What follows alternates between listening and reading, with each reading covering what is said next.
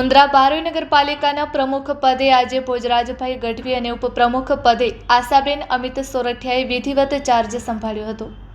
આજે મુન્દ્રા બારોઈ નગરપાલિકા કચેરીમાં સવારે અશોક મહારાજે શાસ્ત્રોક્ત વિધિથી પૂજા તેમજ હવન વિધિ કરી હતી। ત્યારબાદ ભોજરાજભાઈ ગઢવીએ નાળિયેર વધેરી પ્રમુખની ચેમ્બર અંદર પ્રવેશ કર્યો હતો અને પ્રમુખની ચેમ્બરને વંદન કરી ચાર્જ સંભાળ્યો હતો। તેમજ નગરપાલિકાના ઉપપ્રમુખ તરીકે આશાબેન અમિતભાઈ સોરઠિયાએ પણ શુભ મુહૂર્તે વિધિવત ચાર્જ સંભાળ્યો હતો। કારોબારી ચેરમેન તરીકે ધર્મેન્દ્રસિંહ ઝાલા, શાસક પક્ષના નેતા તરીકે દિલીપભાઈ ગોર અને દંડક તરીકે પ્રકાશભાઈ ઠક્કરે ચાર્જ સંભાળ્યો હતો।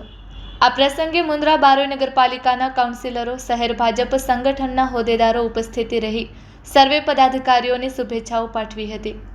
વંદે માતરમ।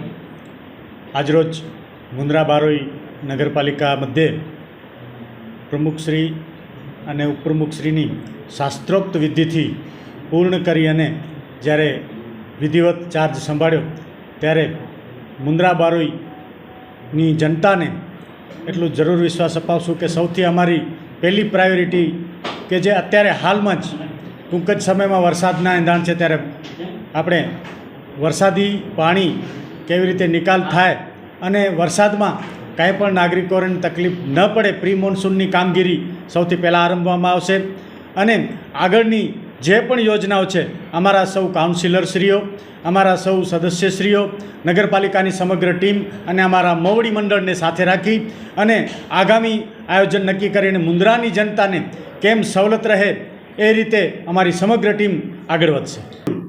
બારોઈ ગ્રામ પંચાયતથી ગોકુલમ પાવાપુરી સુધીનો જે રસ્તો છે જે હાલે તાંત્રિક મંજૂરી મળી જતાં હાલે ટેન્ડરિંગ પ્રક્રિયામાં છે। 2 જ દિવસ પહેલાં આરએનબી વિભાગનો સંપર્ક કરતાં 22 દિવસની ટેન્ડરિંગ પ્રક્રિયા પૂર્ણ થયા બાદ એ રસ્તો ચાલુ કરવામાં આવશે।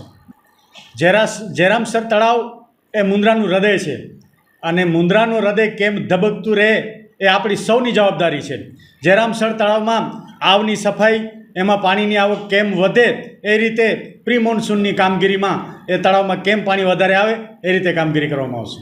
હંસ ટાવર એ મુન્દ્રાની ધરોહર છે અને મુન્દ્રાની નહીં પણ કોઈ પણ જગ્યાની ધરોહરને સાચવવી એ આપણી સૌની ફરજ બનતી હોય છે। પણ હંસ ટાવર હાલે જર્જરિત હાલતમાં હોય અને આગળની પ્રક્રિયા પણ ગત ટર્મમાં છેલ્લી સામાન્ય સભામાં આપણે એ પ્રક્રિયા લીધેલ છે। આગળ જતાં કોન્ટ્રાક્ટર જેમ નક્કી થશે અને દાતાશ્રીઓનો સંપર્ક કરી અને એની આગળની કાર્યવાહી કરવામાં આવશે।